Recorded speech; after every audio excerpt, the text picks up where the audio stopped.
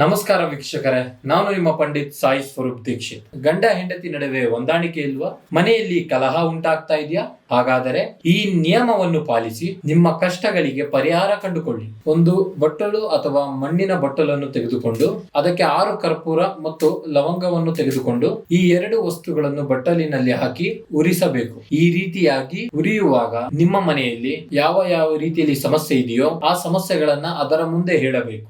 ಈ ರೀತಿಯಾಗಿ ಮಾಡುವುದರಿಂದ ನಿಮ್ಮ ಮನೆಯಲ್ಲಿ ಇರುವ ಸಮಸ್ಯೆಗಳು ನಿವಾರಣೆ ಆಗಿ ಋಣಾತ್ಮಕ ಶಕ್ತಿ ದೂರವಾಗಿ ಮನೆಯಲ್ಲಿ ಸುಖ, ಶಾಂತಿ, ನೆಮ್ಮದಿಯ ಜೊತೆಗೆ ಸಮೃದ್ಧಿಗೊಳ್ಳುತ್ತದೆ. ಇನ್ನು ಮುಂತಾದ ಯಾವುದೇ ಸಮಸ್ಯೆಗಳಿದ್ದರೂ ಕೂಡ ಹಿಂದೆ ಕರೆ ಮಾಡಿ ಪರಿಹಾರ ಕಂಡುಕೊಳ್ಳಿ. ಧನ್ಯವಾದಗಳು.